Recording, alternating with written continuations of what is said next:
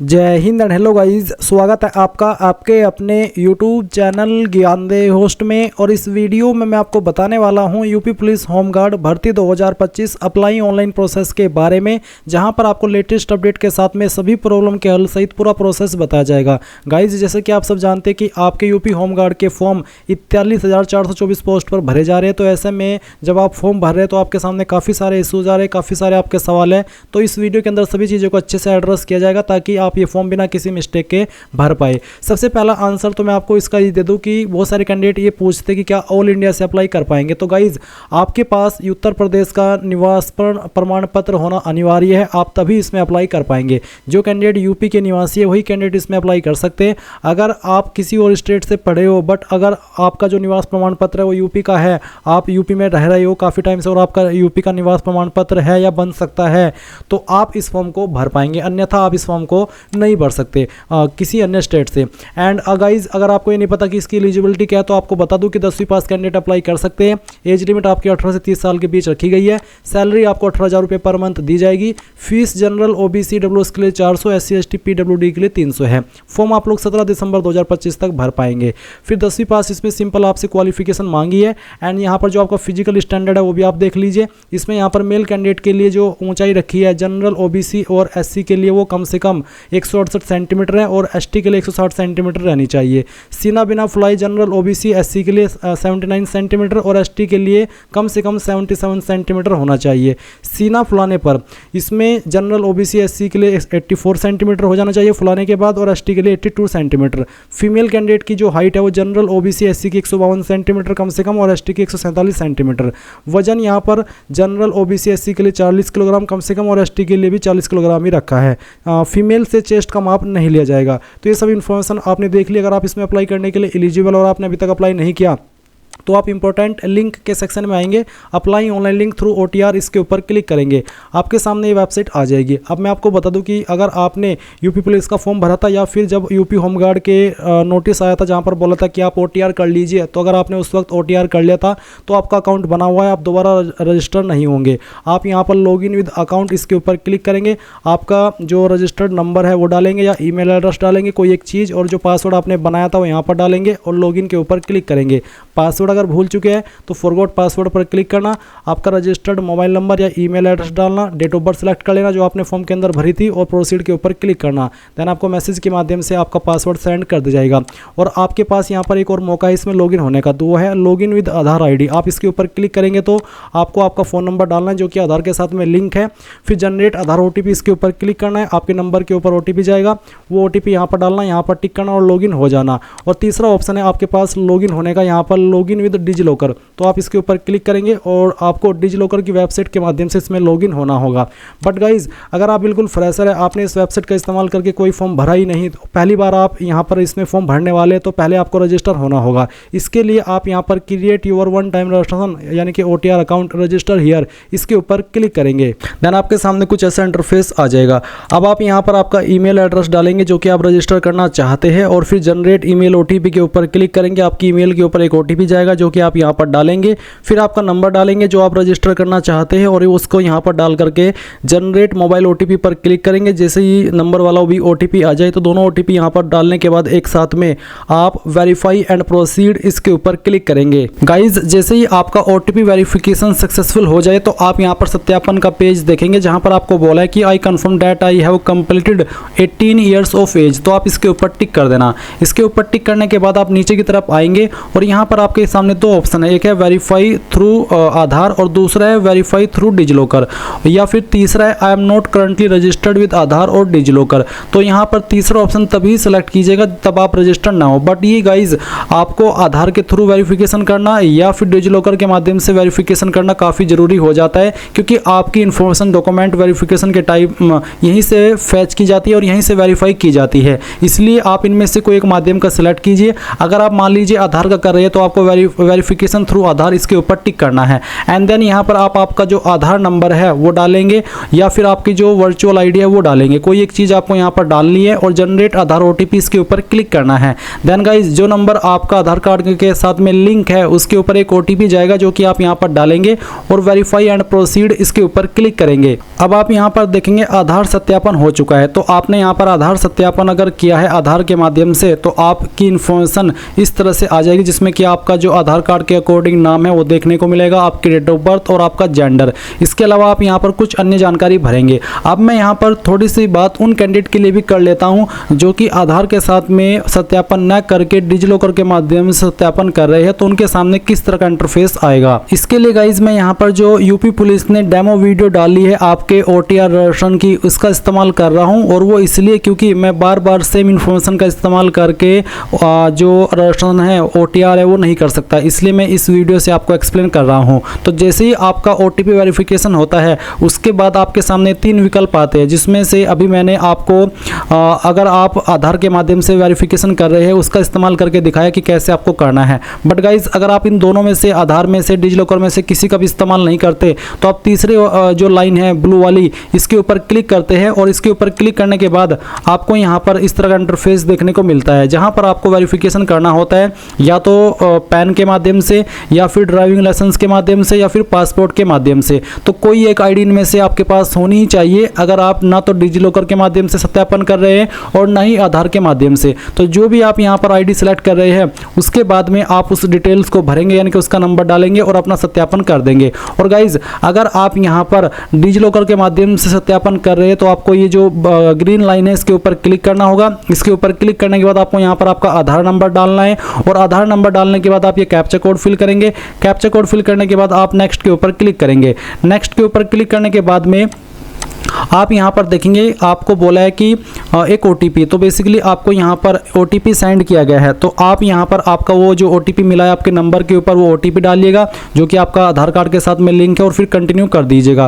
फिर आप यहाँ पर एक 6 डिजिट का सिक्योरिटी पिन क्रिएट करेंगे अपनी चॉइस का, जिसका एग्जाम्पल आपको आपकी डिस्प्ले के ऊपर देखने को मिल जाएगा। तो आप यहाँ पर जैसे ही पिन क्रिएट कर ले और कंटिन्यू करें तो फिर आप यहाँ पर देखेंगे कि जो आपका डिजिलॉकर अकाउंट है वो बन चुका है और आप यहाँ पर देखेंगे आपकी सभी इन्फॉर्मेशन आ चुकी है। तो आप जिस इन्फॉर्मेशन का एक्सेस देना चाहते हो यूपी पुलिस को उसको आप टिक कर देंगे, जैसे कि जो आपके डिटेल्स डिजिलॉकर अकाउंट के ऊपर अवेलेबल है वो आपको यहाँ पर देखने को मिलेगी। तो आपको क्या करना है, आप यहाँ पर देखेंगे नीचे की तरफ आएंगे और नीचे की तरफ आकर के आप इन सभी को सिलेक्ट कर देंगे, यानी कि जिस डिटेल को आप देना चाहते हैं उसके ऊपर टिक कर देना और फिर अलाउ कर देना। अलाउ करने के बाद में आपका यहाँ पर डिजिलॉकर के माध्यम से सत्यापन हो जाएगा। तो गाइज मैंने आपको तीनों तरीके से बता दिया कि कैसे आपको आपका सत्यापन करना है डिटेल्स का। अब मैं यहाँ पर अगेन अपनी इन्फॉर्मेशन से आपको सत्यापन करके बाकी की इन्फॉर्मेशन फिल करके दिखाने वाला हूँ। तो आपको नेशनलिटी के अंदर आना है और यहाँ पर सिटीजन ऑफ इंडिया सेलेक्ट कर लेना है।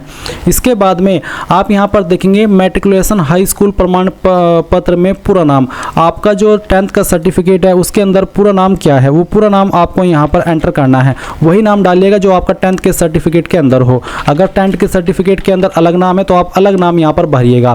फिर जो आपका डेट ऑफ बर्थ है वो जो भी है डेट ऑफ बर्थ आपके 10th के सर्टिफिकेट के अंदर वो डेट ऑफ बर्थ आपको यहाँ पर एंटर कर देना है।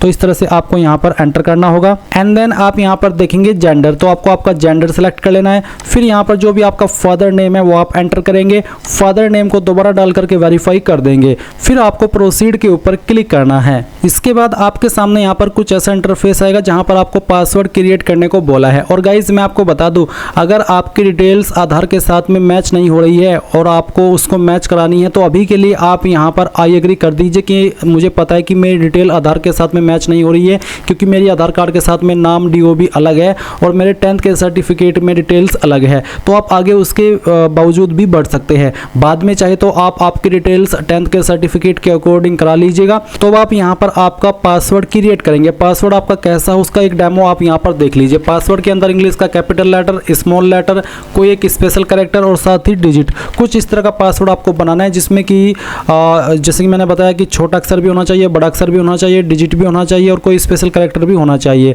पासवर्ड की लेंथ आपकी 8 से 16 कैरेक्टर के बीच में होनी चाहिए। तो जो भी पासवर्ड आपने यहाँ पर बनाया दिए गए इंस्ट्रक्शंस के अकॉर्डिंग वो यहाँ पर डालने के बाद कंफर्म पासवर्ड में दोबारा डालेंगे और फिर आई एम नॉट रोबोट के ऊपर क्लिक करके preview and create an account इसके ऊपर क्लिक करेंगे। अब गाइज जो भी आपने इन्फॉर्मेशन अभी भरी है वो सभी इन्फॉर्मेशन आपके सामने है। आप इन सभी जानकारी को डबल चेक कर ले, क्योंकि बाद में आपको एडिट का मौका नहीं मिलेगा, ये क्योंकि ये वो इन्फॉर्मेशन है जो कि आप रजिस्ट्रेशन के समय भरते हैं। तो अब आप यहाँ पर टिक कीजिए और फिर क्रिएट एन अकाउंट इसके ऊपर क्लिक कीजिए। अब आपको यहाँ पर प्रोसीड कर देना है। प्रोसीड करने के बाद देखेंगे यूजर क्रिएटेड सक्सेसफुली।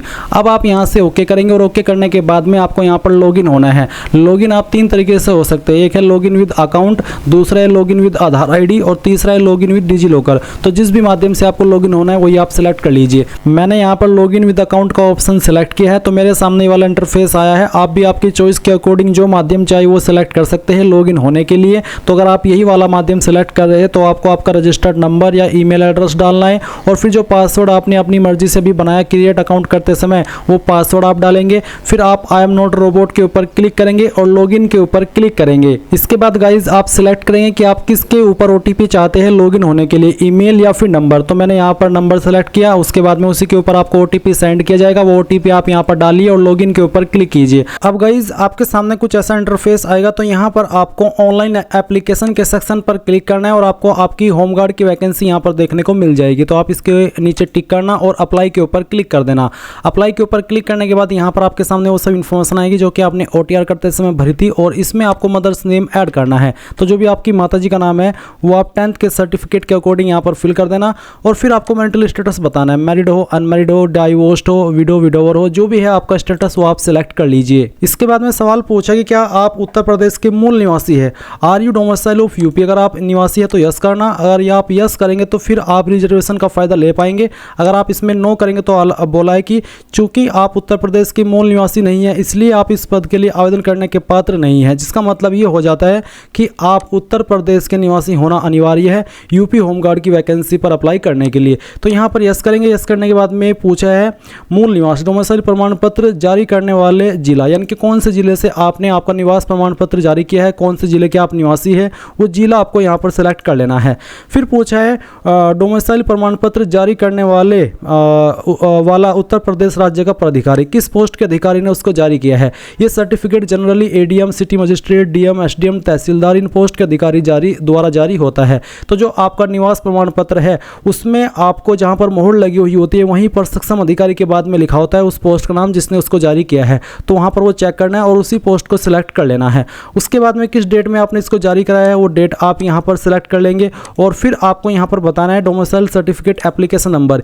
ये आपको आपके सर्टिफिकेट के ऊपर लेफ्ट साइड में देखने को मिलता है। पहले आप एप्लीकेशन नंबर डालेंगे और उसके बाद में सीरियल नंबर, प्रमाण पत्र संख्या अलग होती है और क्रमांक संख्या अलग होती है। तो आपको यहाँ पर पहले एप्लीकेशन नंबर डालना है और उसके बाद में सीरियल नंबर फिल कर देना है। फिर आती है कास्ट कैटेगरी, अनरिजर्व्ड यानी कि general, SC ST OBC WS जो भी है वो आप सिलेक्ट कर लेंगे। अगर आप OBC सिलेक्ट करते हैं तो आपके सामने कुछ ऐसा इंटरफेस आएगा, तो आप I understand and I agree इसके ऊपर क्लिक करेंगे, जहां पर आपके सामने इस तरह से विकल्प आएंगे जिसमें कि पहले पूछेगी क्षेत्र प्रमाण पत्र जारी करने वाला जिला, किस जिले के द्वारा जारी हुआ है आपका प्रमाण पत्र वो आप सिलेक्ट करेंगे। उसके बाद में आपको बताना है कि कौन से पोस्ट के अधिकारी ने इसको जारी किया है। फिर आपका जो इशू डेट है सर्टिफिकेट का वो आप सिलेक्ट कर लेंगे। सर्टिफिकेट का एप्लीकेशन नंबर डालेंगे और उसका सीरियल नंबर भी यहाँ पर डाल देंगे। अगर आपकी कैटेगरी SC ST है तो भी आपके सामने इस तरह से ऑप्शन आएंगे जो कि आप यहाँ पर देख सकते हैं। सेम इंटरफेस रहेगा जहाँ पर आपको आपका जिला बता रहे हैं कि कहाँ से आपका कास्ट सर्टिफिकेट इशू हुआ है, फिर कौन से पोस्ट के अधिकारी ने उसको जारी किया है, किस डेट में जारी हुआ है, फिर आपका कैटेगरी सर्टिफिकेट एप्लीकेशन नंबर और सीरियल नंबर। तो जो भी आपकी डिटेल्स है ये सब आपको यहाँ पर भर देनी है। इसके बाद आपके सामने एड्रेस की इन्फॉर्मेशन आएगी। तो यहाँ पर गाइस जो आपका प्रेजेंट एड्रेस है पहले आप वो फिल करेंगे। तो आपको पहले आपकी स्टेट बतानी है, फिर आपका डिस्ट्रिक्ट बताना है, एड्रेस आप यहाँ पर इस सेक्शन में भर देंगे। आपका नज़दीकी पुलिस स्टेशन कौन सा है वो आप यहाँ पर लिखेंगे और पिन कोड क्या है वो भी आप यहाँ पर डाल देंगे। इस तरफ है आपका परमानेंट एड्रेस। तो गाइज अगर आपका प्रेजेंट एड्रेस और परमानेंट एड्रेस एक ही है तो जो एड्रेस आपने इस तरह भरा कोरस्पोंडेंस एड्रेस में वही आप यहाँ भर देंगे। अगर अलग अलग है तो अलग से आप आपका परमानेंट एड्रेस भर दीजिए। उसके बाद आप सेव करेंगे और फिर नेक्स्ट के ऊपर क्लिक कर देंगे। नेक्स्ट पर क्लिक करने करने के बाद आपसे यहाँ पर 2 सवाल पूछे हैं। पहला सवाल है कि क्या आप स्वतंत्रता संग्राम सेनानी के आश्रित यानी कि DFF है, अगर है तो यस, नहीं तो आप नो करेंगे। फिर सवाल है कि क्या भूतपूर्व सैनिक है, अगर है तो यस, नहीं तो यहाँ पर भी आपको नो करना है और सेव करके आप नेक्स्ट के ऊपर क्लिक कर देंगे। अब आप क्वालिफिकेशन की जानकारी भरेंगे, क्योंकि मैंने पहले से OTR करके रखा है तो मेरी 10वीं की इन्फॉर्मेशन यहाँ पर भरी हुई है। अगर आप पहली बार OTR करके इसमें इन्फॉर्मेशन भरेंगे तो आपको यहाँ पर ऐड के ऊपर क्लिक करके आपकी 10वीं की इन्फॉर्मेशन ऐड करनी होगी, जिसमें कि आप बोर्ड नेम बताएंगे कि कौन से बोर्ड से आपने आपकी 10वीं की है, फिर किस साल के अंदर पास की वो आपको सेलेक्ट करना होगा, 10वीं का रोल नंबर डालना होगा और फिर सर्टिफिकेट सीरियल नंबर भी आप यहाँ पर भरेंगे और ऐड के ऊपर क्लिक करके उसको ऐड कर देंगे। उसके बाद आप यहाँ पर इसमें नेक्स्ट के ऊपर क्लिक कर देंगे, क्योंकि इस पर अप्लाई करने के लिए सिंपल 10वीं पास की योग्यता मांगी है। अब आपके सामने यहाँ पर इस तरह का ऑप्शन आएगा। बेसिकली आप यहाँ पर इसमें आपका लाइव फोटो अपलोड करेंगे। गाइज यहाँ पर आपको आपका जो कास्ट सर्टिफिकेट है वो भी अपलोड करना है, डोमिसाइल सर्टिफिकेट अपलोड करना है, 10th का सर्टिफिकेट अपलोड करना है, 10th की मार्कशीट भी अपलोड करनी है। तो आप यहाँ पर अपलोड के ऊपर क्लिक करेंगे और जानेंगे कि आपके जो फाइल का फॉर्मेट है वो PDF का होना चाहिए और साइज 1 MB से कम। अब अगर ये आपकी इमेज फॉर्मेट में है तो आप उसको PDF में कैसे बनाएंगे जान लीजिए। गूगल के अंदर आना, सर्च करना इमेज टू PDF, ये आप मोबाइल से भी कर सकते हैं और फिर कन्वर्ट JPG टू इमेज इसके ऊपर क्लिक करके सिलेक्ट JPG इमेजेस इसके ऊपर क्लिक करेंगे और जहाँ पर भी आपका जो कास्ट सर्टिफिकेट है वो आपको यहाँ पर सिलेक्ट करना है और उसके बाद में इसको ओपन कर लेना है। कन्वर्ट टू PDF के ऊपर क्लिक करना है। एक सिंगल क्लिक के अंदर ये फाइल आपकी डाउनलोड PDF पर क्लिक करते ही आपके मोबाइल और PC के अंदर अगर कंप्यूटर से भर रहे हो तो वो डाउनलोड हो जाएगी। इसके बाद में गाइज आप यहाँ पर उस फाइल को सिलेक्ट करेंगे तो आप ब्राउज के ऊपर क्लिक कीजिए और जहाँ पर भी आपका कास्ट सर्टिफिकेट है वो आप यहाँ पर सिलेक्ट कीजिए। उसके बाद में सेव के ऊपर क्लिक कीजिए। ये फाइल आपकी यहाँ पर अपलोड हो जाएगी। अपलोड हो जाने के बाद आप व्यू के ऊपर क्लिक करके इसको व्यू कर सकते हैं। अब आप यहाँ पर आपका डोमिसाइल सर्टिफिकेट यानी कि निवास प्रमाण पत्र अपलोड करेंगे। तो इसी प्रकार से ब्राउज के ऊपर क्लिक कीजिए। आपका जो निवास प्रमाण पत्र है उसको भी आप यहाँ पर PDF फॉर्मेट में सिलेक्ट कर लेंगे, सेव के ऊपर क्लिक करेंगे और इसको अपलोड कर देंगे। मैं ये फॉर्म डेमो के लिए भर रहा हूँ तो मैं यहाँ पर रैंडम फाइल अपलोड कर रहा हूँ, बट आप आपकी रियल फाइल यहाँ पर अपलोड करेंगे। अब आता है 10th का सर्टिफिकेट और मार्कशीट। गाइज अगर आपका सर्टिफिकेट और मार्कशीट अलग अलग है तो अलग अलग से अपलोड कर दे, बट अगर आपका सर्टिफिकेट भी एक ही है और मार्कशीट भी एक ही है तो दोनों में आपको सेम फाइल अपलोड करनी होगी, अलग अलग नहीं, बल्कि एक ही फाइल दोनों में आप अपलोड कर देना और फिर यहाँ पर सेव के ऊपर क्लिक करके इसको ओके कर देना। ये फाइल भी अपलोड होगी। उसके बाद में आप यहाँ पर जो आपका 10th का सर्टिफिकेट है वो अपलोड करेंगे। फिर से याद दिला दूँ, अगर सर्टिफिकेट और मार्कशीट एक ही है तो दोनों में आपको सेम फाइल ही अपलोड कर देनी है। इस तरह से आपके यहाँ पर चारों फाइल अपलोड हो जाएगी। आप व्यू के ऊपर क्लिक करके इसको डबल चेक कर सकते हैं कि हाँ सही से फाइल अपलोड हुई है या फिर कोई और फाइल तो अपलोड नहीं हो गई। इसके बाद यहाँ पर आपको जो लाइव फोटो लेना है उसका जो एग्जाम्पल है वो देख लीजिए कि किस तरह का फोटो एक्सेप्ट होगा और किस तरह का रिजेक्ट हो जाएगा। इसलिए आपको इंस्ट्रक्शंस को ध्यान में रखते हुए आपका लाइव फोटो कैप्चर करना है। तो कैप्चर लाइव इमेज इसके ऊपर क्लिक कीजिए। इसके बाद आप यहाँ पर देखेंगे कि जो आपका फोटो है वो कैप्चर हो जाएगा और फिर आप थोड़ा सा नीचे आएंगे तो आप आपका जो सिग्नेचर है वो अपलोड करेंगे, जिसका साइज 5 से 20 KB के बीच में रहना चाहिए। तो आप ब्राउज के ऊपर क्लिक कीजिए और जहाँ पर भी आपकी सिग्नेचर की फाइल है वो आपको यहाँ पर सिलेक्ट कर लेनी है। फाइल सिलेक्ट करने के बाद ओपन करेंगे और इस तरह से आपका सिग्नेचर आ जाएगा। आप इसको यहाँ पर एडजस्ट भी कर सकते हैं और फिर आप यहाँ पर इसमें राइट के आइकन पर क्लिक कर देना और आपका जो सिग्नेचर है वो यहाँ पर आ जाएगा। गाइज मैं आपको बता दूं कि जिस वक्त मैं ये वीडियो रिकॉर्ड कर रहा हूँ अभी अभी आपका अप्लाई लिंक एक्टिवेट हुआ है और मेरे सामने यहाँ पर सिग्नेचर अपलोड करने में इशू आ रहा है, जबकि मैं यहाँ पर दिए गए इंस्ट्रक्शंस के अकॉर्डिंग सिग्नेचर को अपलोड कर रहा हूँ, जिसका मैं आपको लाइव एग्जांपल दिखाता हूँ। मैं ये जो सिग्नेचर है वो आपको दिखा रहा हूँ जो कि मैं अपलोड करने की कोशिश कर रहा हूँ। अगर आप यहाँ पर इसकी डिटेल देखेंगे, मैं आपको ये डिटेल दिखा दे रहा हूँ ताकि आपके मन में भी जो डाउट है वो कोई इस तरह का न रहे। तो हम यहाँ पर आते हैं और इसका जो डिटेल्स है वो मैं आपको शो करता हूँ। तो अभी जो आप वीडियो में देख पा रहे हैं ये आपका सिग्नेचर है जो कि मैं आपको अपलोड करके दिखाने वाला हूँ। हम इसके यहाँ पर पिक्सल पर आते हैं। पिक्सल आप देख सकते हैं हॉरिजॉन्टल 140 है और वर्टिकल 60 है, यानी कि जो इन्होंने हमें बोला है कि 140x60 का आपको प्रेफर किया ये वाला सिग्नेचर अपलोड करना है। और साइज इसका आप देख सकते हैं 12.4 KB है, जबकि हमें दिया है 5 से 20 KB के बीच का टाइम, यानी कि बीच का जो एक गैप है वो। मैं इस फाइल को सिलेक्ट करता हूँ, ओपन करता हूँ। यहाँ पर हम इसको इस तरह से एडजस्ट कर लेते हैं सिग्नेचर को और फिर मैं यहाँ पर इसको राइट के आइकन के ऊपर क्लिक करके अपलोड करता हूँ। तो अपलोड करने के बाद यहाँ पर मैं देखता हूँ कि मेरे सामने एरर आ रहा है कि your uploaded signature is not as per standard, जबकि मेरा स्टैंडर्ड के अकॉर्डिंग सिग्नेचर है बिल्कुल। जो यहाँ पर बोला है फॉर्मेट भी मैंने जो बोला है वही रखा है, साइज़ भी मैंने 5 से 20 KB के बीच में रखा है, जो इन्होंने डायमेंशन बोला है वो भी रखा है। तो अगर आपके सामने भी कुछ ऐसा एरर आ रहा है थोड़ा सा आपको वेट कर लेना है, क्योंकि शुरुआत में इस तरह की इशूज़ आ जाते हैं। अगर जब आपकी ये प्रॉब्लम खत्म हो जाए तो आप यहाँ पर इसको सेव करेंगे और नेक्स्ट के ऊपर क्लिक कर देंगे। नेक्स्ट के ऊपर क्लिक करने के बाद में यहाँ पर गाइज आपके सामने फॉर्म का प्रीव्यू आएगा। जो भी इन्फॉर्मेशन आपने अभी तक भरी वो सभी आप चेक करेंगे। चेक करने के बाद में आप फाइनल सबमिट करके अपना फ़ी पेमेंट करेंगे और उसके बाद में आप अपने फॉर्म का फाइनल प्रिंट आउट ले पाएंगे। अगर आपके सामने कुछ ऐसा इशू आ रहा है आप मुझे बताइए, क्या पता जब तक आप इस फॉर्म को भरे तब तक ये इशू खत्म हो जाए। और इसके अलावा अगर आपको कोई भी इशू आए तो वो भी आप कमेंट के माध्यम से पूछ लेना। नेक्स्ट वीडियो में इस प्रॉब्लम के हल के साथ मैं बना दूंगा ताकि जो कैंडिडेट ये प्रॉब्लम फेस करे उन सभी को उसका आंसर मिल सके। सो ये थी पूरी जानकारी। Thanks for watching. जय हिंद।